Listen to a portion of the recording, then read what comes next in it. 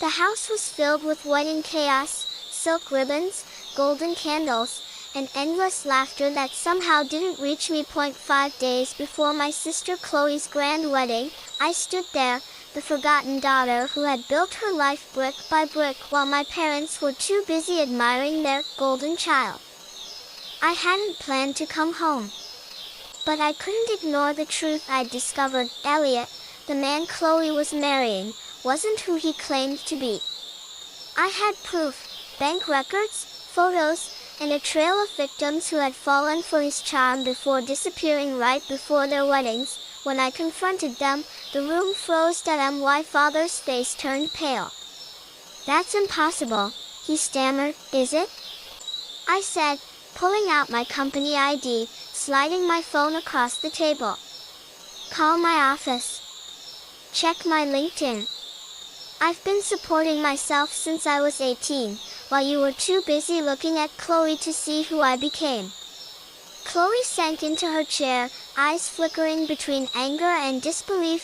Elliot's smile faltered for the briefest second, a flash of guilt hidden under his polished grin. My father's tone hardened. "We've heard enough. Leave, Madelyn." I gathered my evidence quietly, my voice trembling but strong. "When he disappears with your money, remember, someone tried to warn you." Then I left. The front door felt heavier than it ever had before, but this time, I wasn't running. I was walking away from people who chose lies over truth. 2 days later my phone wouldn't stop buzzing. 17 missed calls. 23 texts. 5 voicemails. I flipped it over, took a deep breath, and pressed play. "Madelyn, he's gone." It was my father. His voice cracked, something I'd never heard before. "The accounts are empty. Even your mother's retirement fund." Another voicemail followed, my mother's shaky whisper. "The police said it's a civil matter. Please, Madelyn, we need you." For a long moment, I just stared out of my Chicago apartment window. The lake shimmered blue and endless, but inside, something old and painful stirred. "Vivian, my mentor, answered my call." "They finally believe you?" she asked. "Yes," I said quietly. "Now they want my help." "Boundaries aren't walls," she reminded me. "They're doors you choose to open or close." That night, I booked a flight home. 3 days. That's all I was giving them. Back home the wedding tent was half dismantled. Flowers wilted on the porch. My mother opened the door, no makeup, eyes swollen. "You came," she whispered. My father paced the living room, voice shaky but proud. "We thought you might help us. Financially. Just until we sort this out." I set my bag down, unbuttoned my coat. "I can help with some things," I said calmly. "Not all." He frowned. "As your father," I interrupted softly.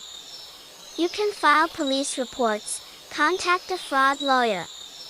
But I won't sacrifice my financial security to fix something I warned you about." His face reddened. "We raised you. We supported you." A bitter laugh escaped my lips. "By feeding me and giving me a roof? That's the bare minimum, Dad." Chloe looked up from the couch, eyes red. "So you're just going to abandon us? You just want to be right?" "What I want," I said firmly, "is respect. You only see me when you need something." My mother's voice cracked. "How can you be so cold?" "I learned from experts," I replied quietly. For the first time, they looked at me, really looked, not the daughter they ignored, but the woman who built her life without them. The past unfolds, I reminded them. Every missed moment. My spelling bee at 8. They skipped it for Chloe's field day. My science award in 10th grade. They went to her choir concert instead. My graduation. They left early because Chloe had a date. Every time, I smiled and said it was okay. Every time, I shrank a little smaller, now I stood taller than ever. You only wanted me when I was useful, I said. Not when I needed you.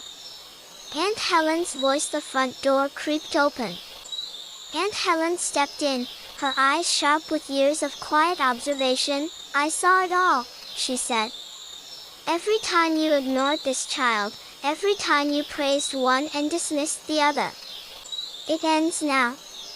Silence fell like a heavy blanket that I took a breath and spoke the truth that had been building for years. I'll help with the debts, I said. I'll hire a lawyer and settle what I can. But I won't fix your reputation. I won't pretend Chloe wasn't scammed because no one listened.